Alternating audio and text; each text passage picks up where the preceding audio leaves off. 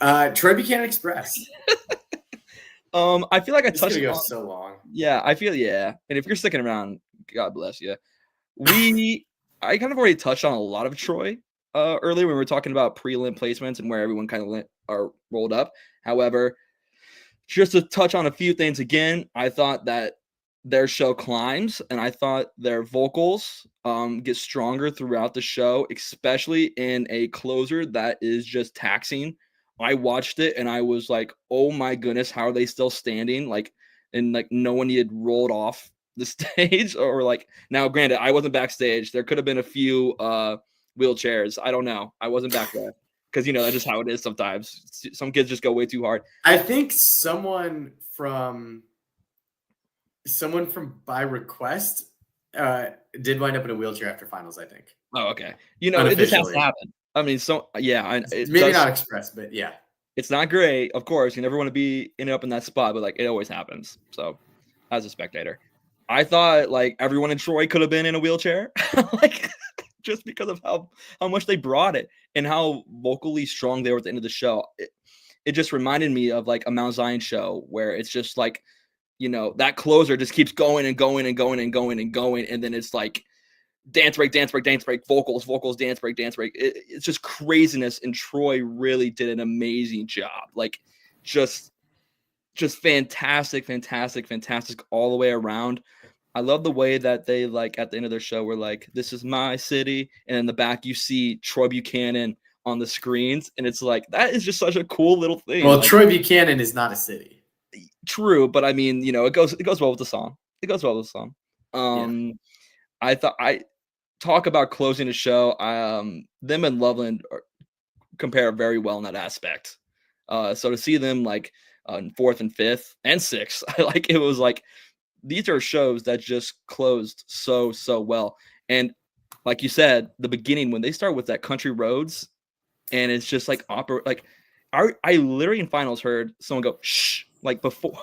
Like the curtain opened and someone like was talking and someone shushed them because they're like, wait, everyone be quiet. Like this is a moment like that you don't want to forget because it sets up the whole show. And it's like after the show's over, you remember those first few counts of the whole show. And then they go into the, the country section and they keep going and going and going. Can we talk about that opening section for a little bit? Because there was a very subtle thing in there that I want to make note of that also sets up the entire show. So, the melody goes, country road, take me home in the original song, it goes, to the place I belong. And Troy makes a very subtle change. It says, to a place I belong. And so it kind of sets up that, we don't really know what we're looking for. Mm-hmm. But we know that we are looking for something. We're going to get there. Yeah. And then, then they kind of find out like, you know what? I kind of like home. Like, this is the place I grew up in. This is the place I've lived in. And it's like, home is my place. And like another part of it is just like outside of the show choir aspect, like the people who are seniors in this group, they're leaving home probably. Majority of them are leaving home and going to a college, and like this is it. And they're going to like find themselves and figure out what they want to do with their life. So it's kind of like, that little aspect of it is just super, super cool. Absolutely. Just that entire show, I'm going to reiterate several things that I said on the stream, but that entire back half of the show, just vintage Stephen Todd, dance breaks that had him drop dead, vocals that when you look at how intensely they're dancing, you're like, how are they singing this good? Yeah. Kind of like what you were saying earlier. And just really, again, Troy's another group. I feel like I've said this for like 3 straight groups, but Troy is a group where new head director this year, had been assistant director before, surprisingly somewhat dropped their first competition of the year. Only one win heading into this competition this year. They were a group that if you just look at the results on paper, you don't factor in any of the context. Is it not the same Troy Buchanan anymore? Is the departure of one director really, is this the start of the decline for Troy Buchanan? And like they got out there, and prelims was just kind of a jumble because shows were, I think for everyone, prelims was a bit of a jumble because like very clearly every choir had a different strong suit and every judge had different opinions on every choir. Mm-hmm. So for me, like I came out of that prelims run of being like, man, like if Troy Buchanan made it, I don't really I don't really know if they're like in shouting distance, and very clearly they were. So I think I just had a bad take on the show, clearly because they were right there with everyone else. I mean, they were leading a category.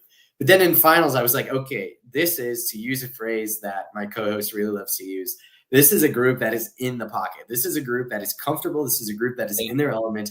But at the same time, this is a group that is absolutely pushing this competition forward.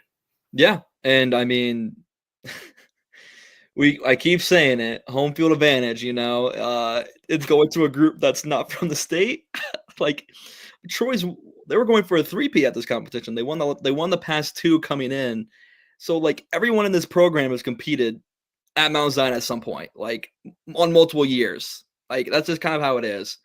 And so they knew what they were getting into. They know the environment. They know where the judges are. They know where to look the whole time. Like other things like inside their show wise, like I love the truck beds. They grew on me so much. When I first saw them on the live stream, I was like, this is different. I just don't know how it translates. And I saw them at Troy. Of course, that's just a hype show all the way throughout. And then I saw them at Mount Zion, and I was like, okay, this is cool. Like, I love the way they use these truck beds and the way that they dance on them. And I mean, we said earlier, they are kind of like Lin Mar in the sense that the truck beds have different meanings and they're used for different things. They're a setting and a prop all into one, which I bet Lexi really liked because she was the one who did the fences.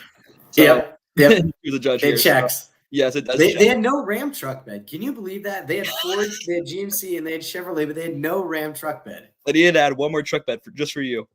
Yes, please. Troy, if you have a spring show coming up, please add a Ram truck bed and send me a photo.